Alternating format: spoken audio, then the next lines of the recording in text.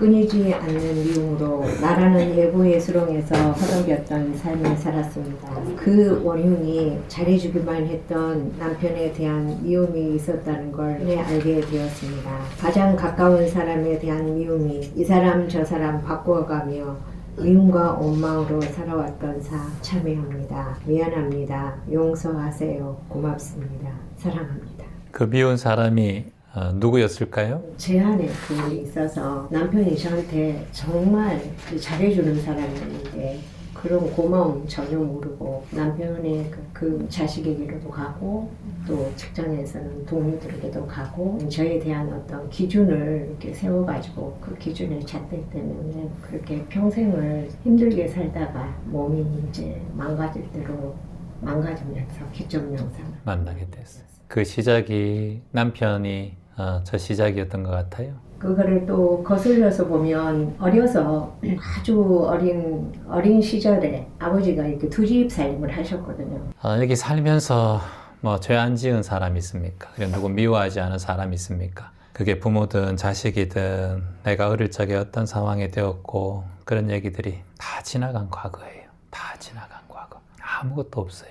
우리의 위장세포든 몸세포든 1년이 지나면 모든 것이 바뀌어요.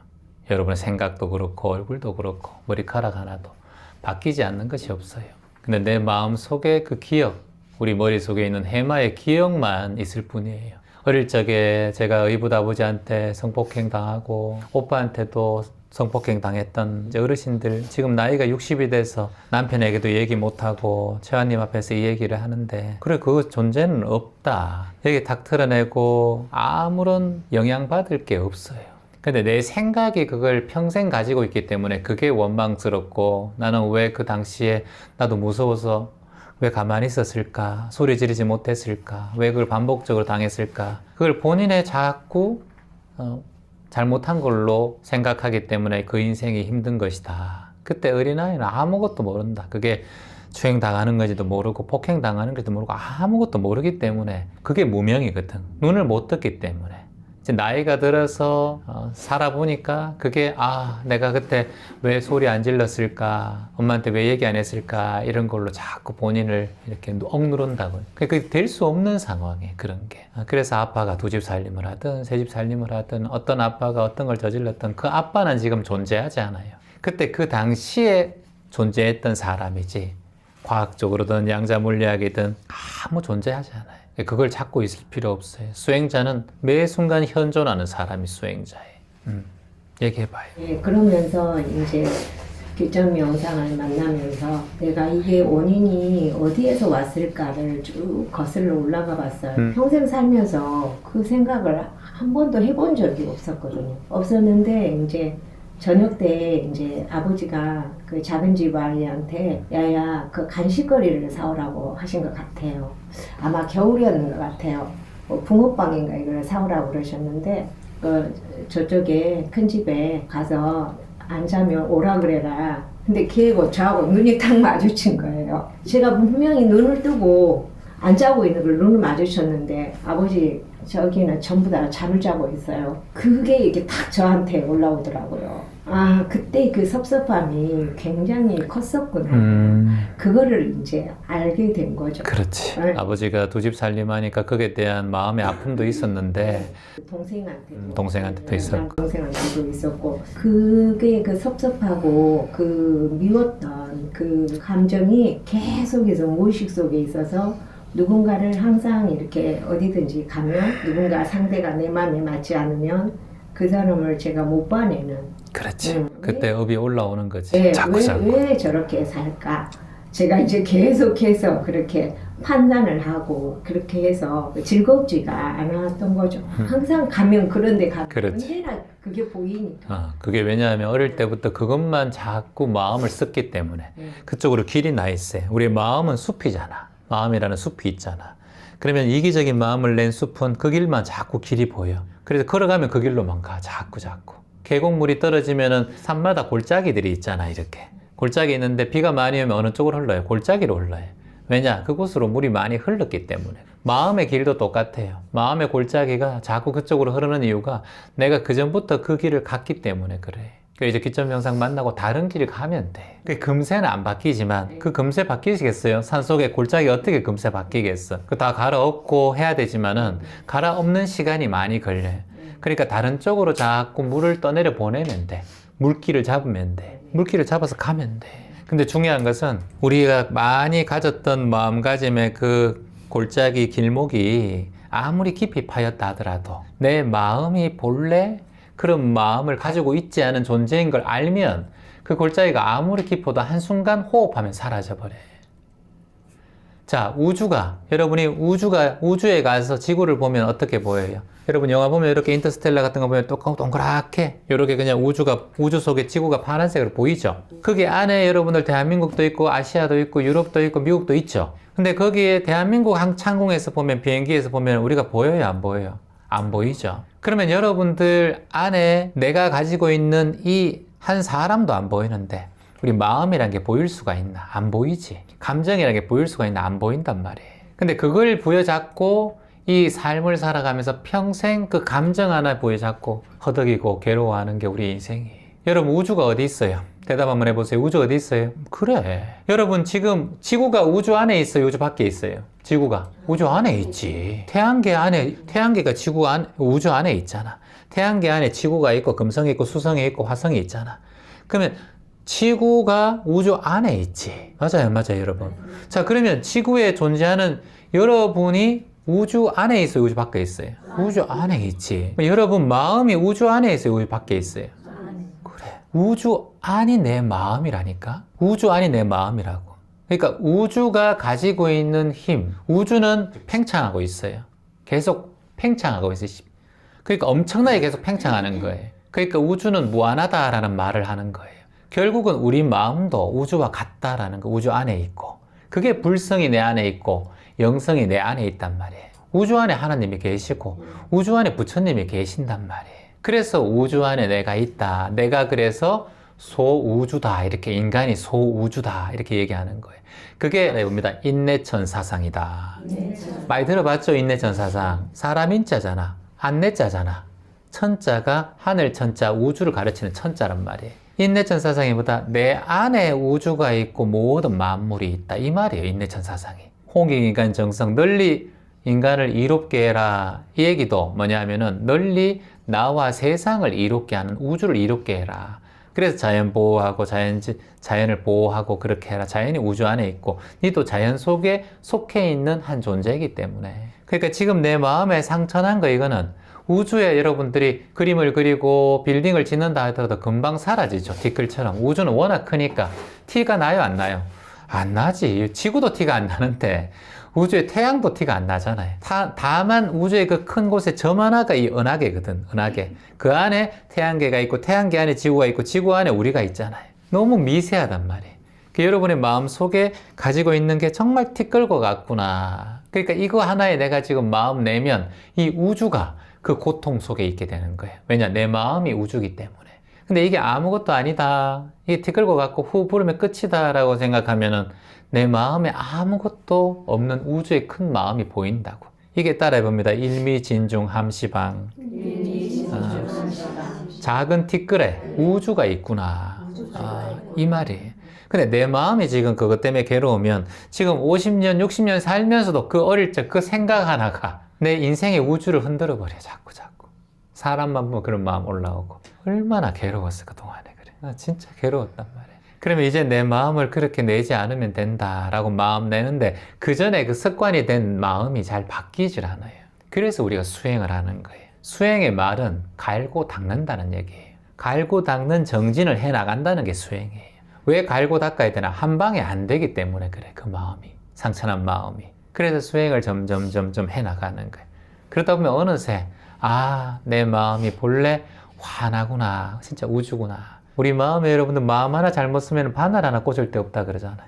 그러니까 그거 하나로 아무리 보시하고 나눔하고 봉사하면 뭐해? 그 마음 하나 내가 못 정리하는데. 그래 딱 마음 내야 돼요.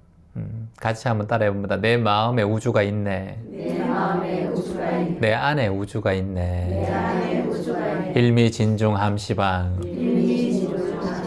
작은 티끌 안에도 우주가 있네. 작은 티끌 안에도 우주가 있네. 내 마음을 잘 쓰고 우주처럼 크게 가지는 연습을 이제 해나가면 돼. 그리고 이 자리에 왔고, 그리고 이걸 지금 토해내고 말하는 그 자체가 이미 내가 오픈되어 있는 거예요. 그래서 사람들과 대화하면서 가장 중요한 건 오픈 마인드예요. 마음을 닫으면 안 돼. 이걸 여기서 얘기한다는 것은 오픈 마인드가 됐다라는 거예요. 그러면 이제 오늘 지나면은 여기에 대해서 많이 희석되고 별로 감정이 안 일어날 거예요. 네, 여러분 박수 한번 주세요. 네, 매일매일 좋아지시기를 희망합니다. 자, 우리 선생님 한번 읽어볼게요. 나는 모든 것은 남편에 대한 미움이었어. 6번째 동생에 대한 미움이었어. 이제 여기 많이 이제 제가 제 말을 많이 했죠.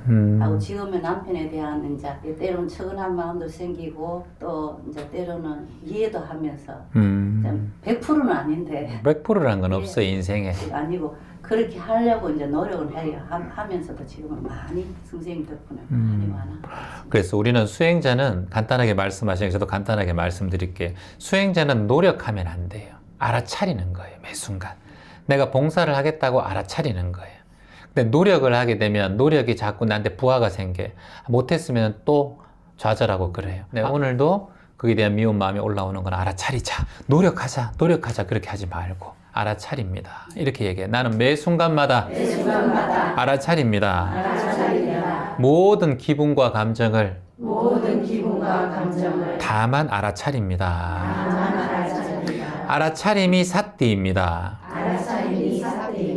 사띠가 곧 알아차림입니다. 감정 알아차림은 감정 사띠라 하고 느낌 알아차림은 느낌 사띠라 합니다. 남편을 알아차리려면 남편 사띠 하면 됩니다. 그래서 여러분 집에 가서 남편 딱 보면 사띠 이렇게 딱 얘기하는 거예요. 그래서 무슨 말 하노? 니 또 쓸데없는 거 이상한 거 배워왔다. 이렇게 하면 사또라고 내보고 그래 춘향아 이렇게 여보 당신을 사또처럼 모시겠다고. 니 사또 이렇게 하면 돼. 내 마음 딱 내가지고 이제는 사띠하겠다, 알아차리겠다. 노력할 필요 없어요. 동생에 대한 미움도 올라오면 미워하지 말아야지 하면 안 돼요. 여러분 담배 태우지 말아야지 하면은 태우지 말아야지가 무의식에 심기는 게 아니라 담배란 말만 마음에 심겨요. 저 사람 미워하면 안 돼, 미워하지 말아야지 하면은 그 사람만 기억이 돼요. 우리의 마음이라는 의식은 그걸 하지 말아야지 하든 그걸 하고 싶다 하든 똑같은 마음가짐이 생겨나요. 그게 업이라고 하는 거예요. 그래서 이게 뒤틀림의 업장이 되고 업력이 되는 거예요.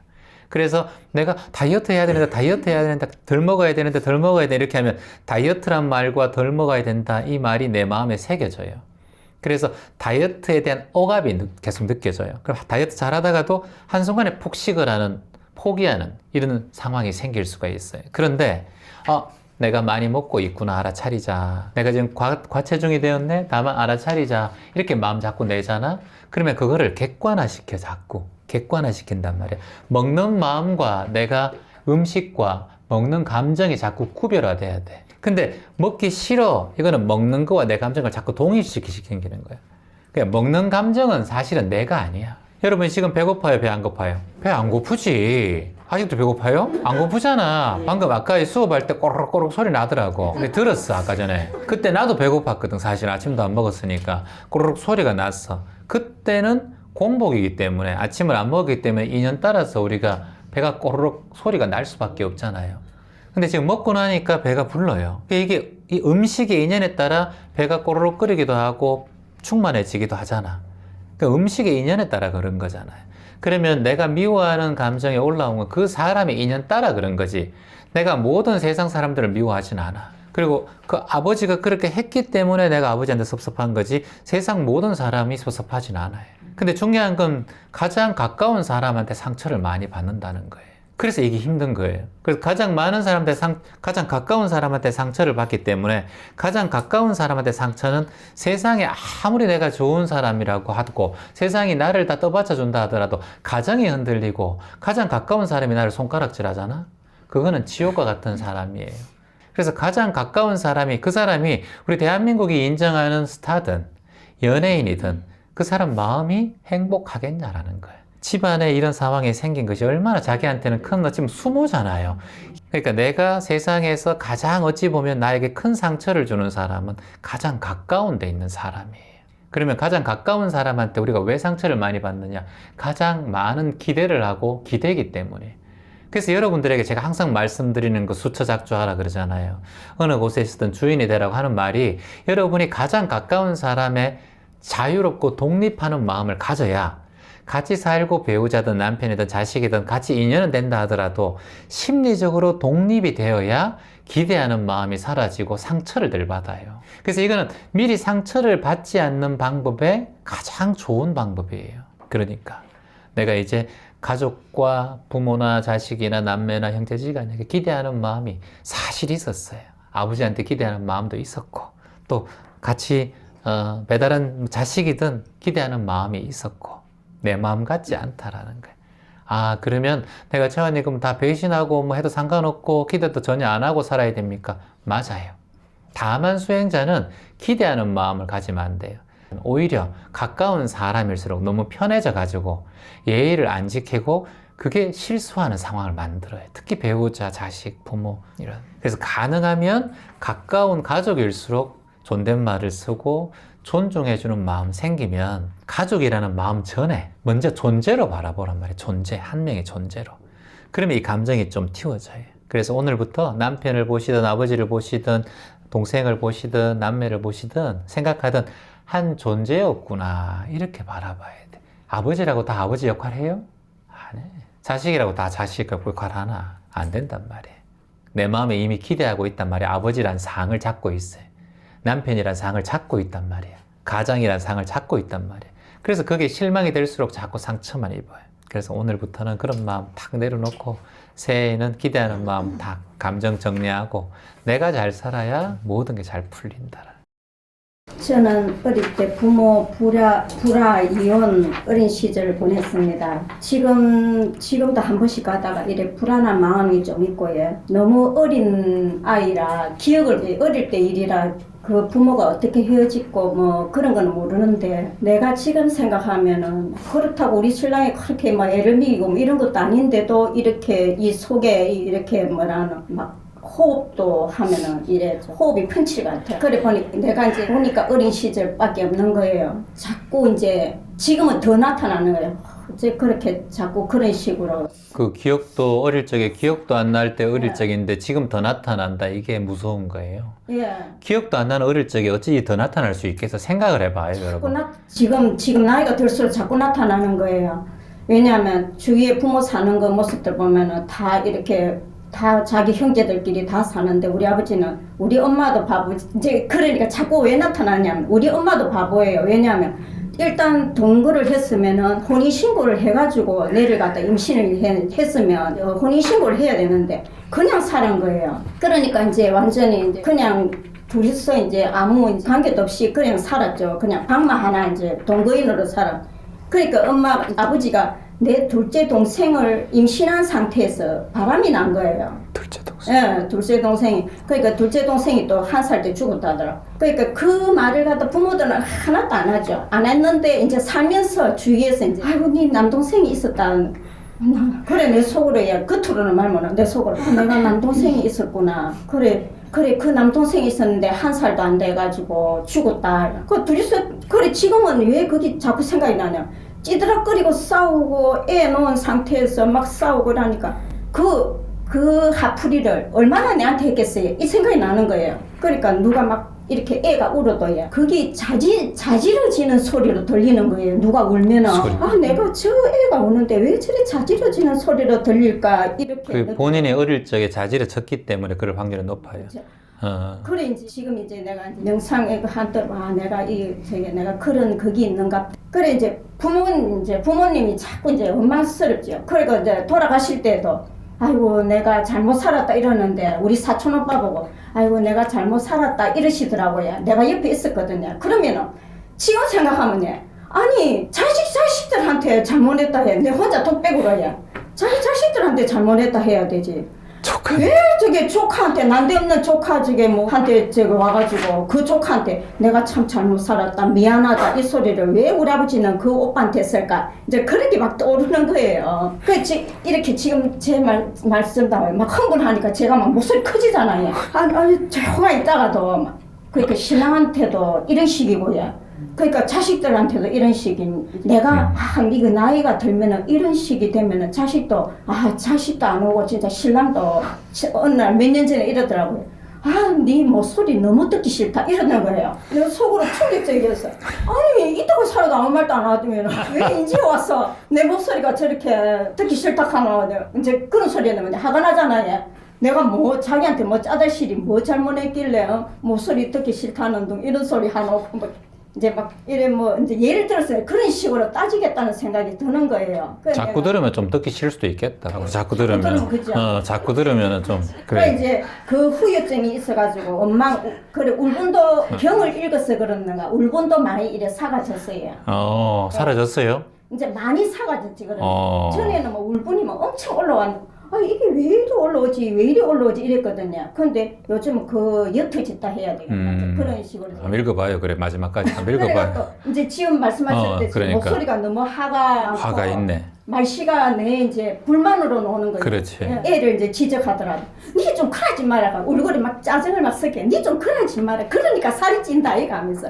니 지금 배가 거기 40대 아저씨 배다. 그래서 배만 보면 좀 계속 들으니까 좀 그렇네. 그래서 더 싫어. 남편이 이해가 자꾸 되긴 되네. 그렇게 얘기 들으니까 자꾸 그런 얘기 들으니까. 이제 그러니까 또 이제 그게 이제 결혼 이제 거기 이제 결혼해서는 다 마음에 안 들게 행동하니까는 내가 막 거기 참다 이제 막 용종도 있고 지금은 뭐 수술할 수 없는 부위에 있거든요. 그래. 그러니까 이러다가 진짜 암이 되면 어쩌노 하면서 그럼. 내가 진짜 걱정하고 그래. 그러니까 친구를 이렇게 대화를 하다가도 내가 재미가 없는 거예요. 나 아이가 몇 년이 또 죽고 그래 요즘 어떤 생각이냐면 지금 전부 다 지진 나가지고 오늘 내일 다 죽고 하는데 내가 지금 많은 짓이고 내일 또 자책하는 거예요. 그래. 평생 그래 살겠네 보니까 이걸. 그래. 이제 마음 탁 알아차려야겠어요. 아니 지금 권 이제. 교수님이 그러시고 네. 어떤 보살님 보고 그러시더라고요. 그럼 평생 그렇게 사세요라. 권 교수님 아주 냉정하게 그렇게 말씀하시는데 근데 또 얼마 전에 동전 살펴보니까 제가 그랬어요 또. 선생님도 역시 그럼 그렇게 사세요 이러시는 이게 뭔가 잘못되었다 하면서 그래가 이제 내가 이제 그런 생각 불안한 생각이 올라오면은 내가 지금 이 불안한 이게 올라오는구나. 호흡으로 돌리니까 그렇지. 그 제가 스트레스 받을 때는요 예. 콕콕콕콕 바늘로 찔러요. 자신을 바늘로? 아니 그 내가 있는 용종 그 부위가 위험해요. 그렇게 계속 하면 진짜. 그래가 이거 안 되겠다 싶어가지고 이제 호흡으로 내가 지금 이 느낌이 오네. 그렇지. 호흡으로 이제 싹 내뱉으니까 그게 싹 사라지는 거예요. 고통이 사라지죠. 그러면은 최한쌤 말따나 이거는 그러면은 더는 나쁘게 안 갈락하면은 이 뭔가 대책을 세워야 되는데 부산에 오신다 하길래 얼마나 반가웠는지. 일단 박수. 가고 싶었어요. 이제는 선생님 아까 바늘로 콕콕콕 용종 부분이 찌른다 그랬잖아요. 예. 그게 더 심해지면 어떻게 되겠어요? 그때는 되돌릴 수가 없어요. 우리는 이제 50대, 60대 넘어가면은 이제는 병이 크게 바뀌어요. 그렇죠. 작게 바뀌는 게 아니라 맞아요. 특히 용종 같은 경우는 그래서 용종도 내 세포거든요. 내 세포란 말이에요. 암세포도 내 세포고 여러분이 아픈 세포도 다 내 세포예요. 내 세포를 미워하면 안 돼. 살살살 달래야 돼요. 관절이 혹시나 아파. 그럼 관절을 미워하면 돼요? 안 돼요? 안 되지. 이 관절이 평생 나를 위해서 움직여왔고 써왔기 때문에 아픈 거지. 이거를 내가 그만큼 이용하고 써왔는데 감사한 마음으로 잘 돌봐야지 이제 예후가 좋아질 거 아니에요. 용종도 생긴 이유가 있을 거란 말이에요. 필요곡절 반드시 이유가 있단 말이에요. 그러니까 내가 지금 그 용종도 세포고 근데 거기 콕콕콕 바늘로 찌를 듯이 스트레스 받을 때 아프면은 그게 가장 내 몸에서 불편한 부분이에요. 자, 제가 한라산 올라갈 때 반 정도 올라가면 왼쪽 무릎이 아프기 시작해요. 왜냐? 내가 왼쪽 무릎이 군대에서 행군할 때 좀 많이 다쳤기 때문에 다른 데보다 아픈 게 드러나. 평상시에는 잘 몰라. 여러분 명상할 때 이렇게 있으면 아픈 부분이 있어. 골반이 좀 아프던가. 그럼 그 골반이 안 좋은 거야. 자, 여러분들이 누굴 만났는데 화가 딱 일어나든가 어떤 성격이 딱 일어나잖아. 그러면 그 성격이 제일 안 좋은 성격이라는 거예요. 이해돼요? 그러면 화가 난다든가 아니면 그 사람에게 믿지 못한다든가 불신 또는 화 아니면 그 사람만큼 시기하는 마음, 질투하는 마음 이런 게 여러 가지 감정이 올라오거든. 근데 우리 같은 경우는 연민이 일어나고 사랑이 일어나고 자비가 일어나는데 그 감정이 제일 크지만 보통 그렇지 않단 말이에요. 그러면 내가 용종이나 감정이나 다 똑같이 가장 나에게 꼭 치유하고 필요한 감정이 일어나는 거예요. 고기가 그렇다면은 콕콕 찌른다면은 호흡을 할 때 그곳이 편안하다면서요. 예, 예. 그러면 무조건 알아차리고 호흡 명상을 하셔야 돼요, 선생님. 그래서 다른 거는 신경 쓰지 말고 예. 내가 뭐 목소리가 어떻든 간에 그게 목소리가 갑자기 작아지노. 그거는 알아차리는 작게 하고 알아차리고 그래서 남편이 그런 말 했었어요? 목소리요? 본인한테 예 목소리. 예, 예. 그래서 오늘 가서 예. 남편한테 새해 인사 한번 해요. 세인사. 새해 인사하는 마음으로 여보 차 한잔해요 이렇게 얘기해요.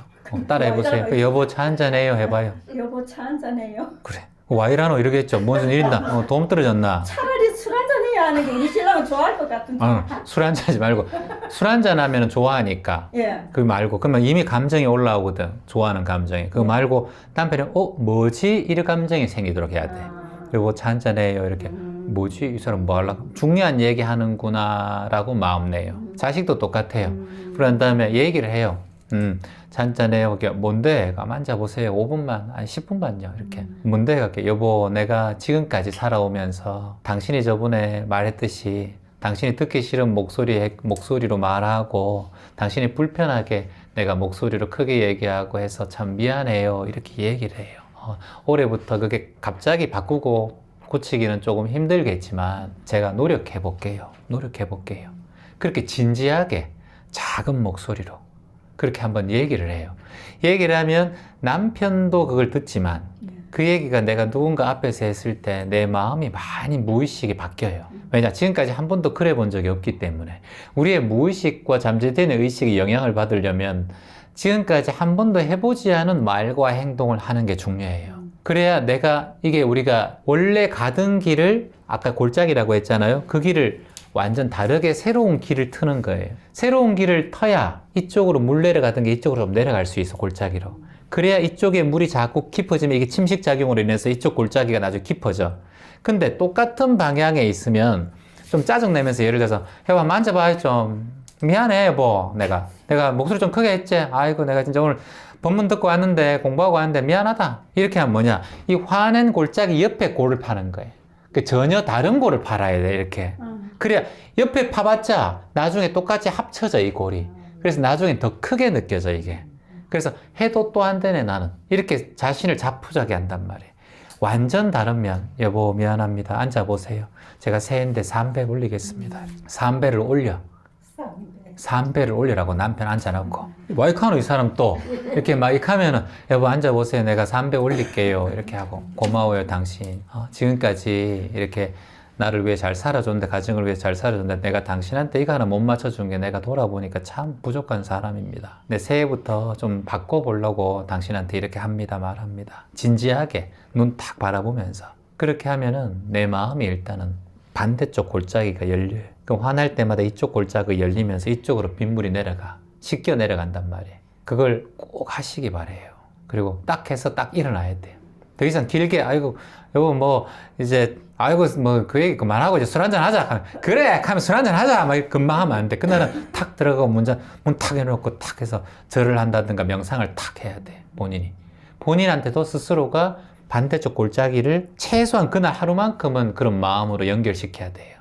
그런데 바로 해가지고 술 먹고 그래 아까 네가 뭐 그래가 괜찮다 뭐 나 이제 화난 거 없다 막 다 지나보내 이렇게 하면 안 돼. 그러면 또 똑같이 화가 또 일어나 다음에 딱 그날만큼 그 다음 날도 좀 정간하게 이렇게 해서 남편이 이 사람이 진짜 그냥 한 소리가 아니네. 그러면 남편이 내가 지금까지 했던 말들 자신도 본인에게 무시했던 말들 내가 니한테 불편하다고 얘기했던 그런 마음들이 약간 본인이 이제 충격요법이 들어가요. 아 조심해야겠다. 부인이라고 함부로 말하면 안 되겠다. 내가 대우해주는 사람한테 누가 무시해요? 여러분을 누군가가 자꾸 대접해주고 아이고 조심하고 합장하고 감사합니다 하는데 누가 여러분이 무시를 해? 할 수 없어. 다 상대적인 거예요. 내가 남편한테 큰 소리를 쳤기 때문에 남편도 그런 소리 하는 거예요. 네 목소리 듣기 싫다 진짜 얘기하는 거예요. 남편을 고의하고 존중하고 그러면 어떻게 남편 입에서 그런 얘기가 나와?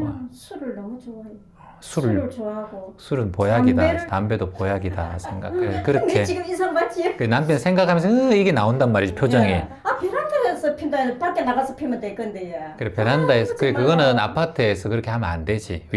위쪽에 또 냄새 나고 하니까. 근데 어떡하겠어 그래. 그 어떡 생각하는 거 그 방법도 좀 알죠. 그러니까 지금 아까 이 톤으로 하면 안 돼. 예, 예. 담배를 왜 저렇게 이렇게 하면 안 돼. 그래 막 하면서 그러면 담배 더 맛있어 막 이렇게 이놈은 피고 치아버려 내 피고 죽어버린다 막 이래 된단 말이야. 저놈은 소리 안 듣고 내가 확 술 먹고 진짜 저 깡다고 소리 저거 듣기 싫어 죽겠다 평생 내가 이렇게 해본단 말이야. 네가 카니까 내가 스트레스 받아가 이거 안 가나. 내가 언제 그랬어요. 오늘 조용했는데 어제 그랬잖아. 이렇게 된단 말이야. 자꾸 업이 생겨가지고. 그래가지고 여보 피세요. 피세요. 피세요. 마음대로 피세요.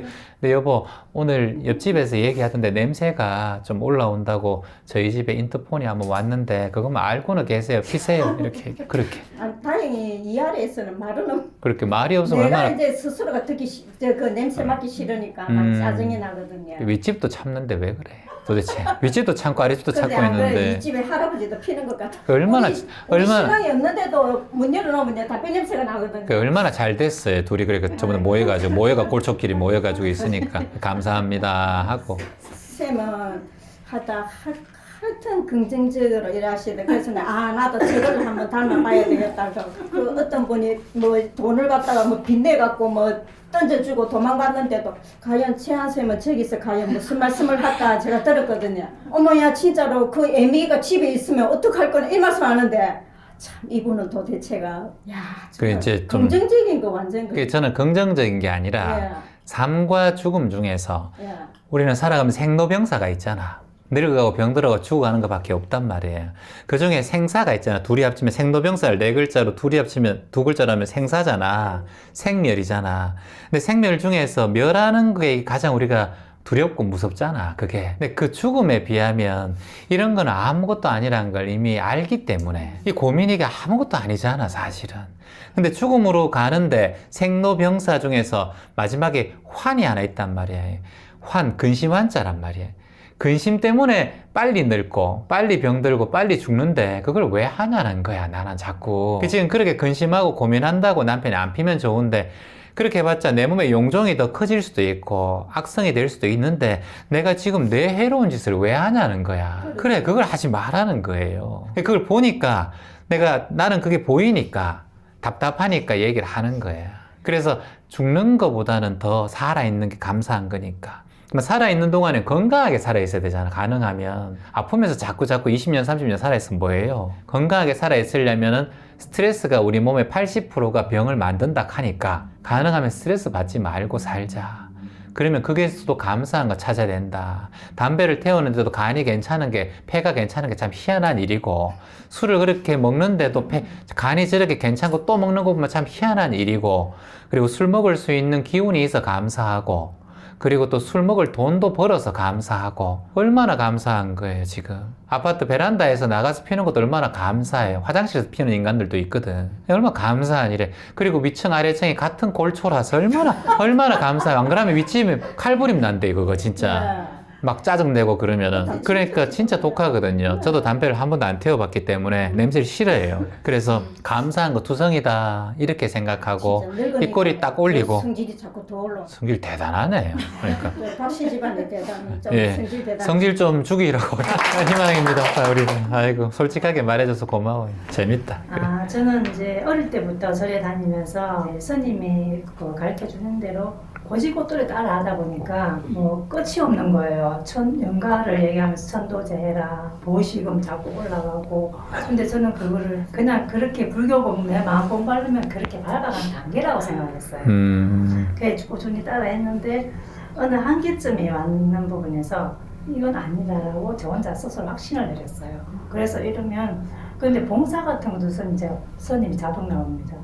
바깥에서 해본 적이 없어요. 그게 주의 스님께서 바깥 세상에 나누고 봉사하는 것도 잘 해야 되는 거지 내가 남한테 적성한다 보시한다 해서 그게 보시가 아니라는 거를 불교 때 이제 초발심지한테 그렇게 딱 각인을 시켜버리니까 섣불리 나가서 봉사를 못하겠는 거예요. 그리고 보시도 3년이 청정해야 보시다라고 이렇게 가리키니까 그래서 저는 그렇게 돈으로 나눠갈 수 있는 것도 쉽지가 않고 절 안에서만 제가 그렇게 해야 되는 거라 생각했어요. 그렇게 하다 보니까 어느 순간 제가 그게 한계가 오다 보니까 무슨 생각이 들었냐면 음부랑 개굴천내가 지금 절 안에 갇혀있다는 걸 다 느끼겠는 거예요.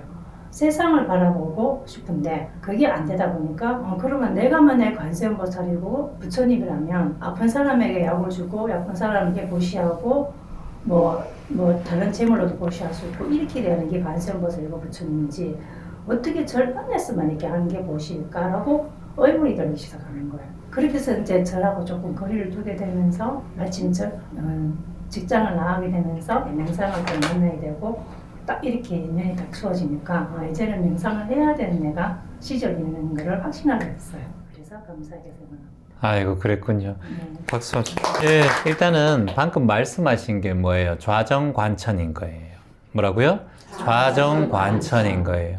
우물 안에 앉아서 우물 정자, 앉을 좌자잖아. 좌정관천, 하늘 천자를 관찰한다 이 말이에요. 지금 본인이 그렇게 살아온 거예요. 그래서 절마다 목사님이, 스님이 하는 말씀이 교회마다 다 달라요.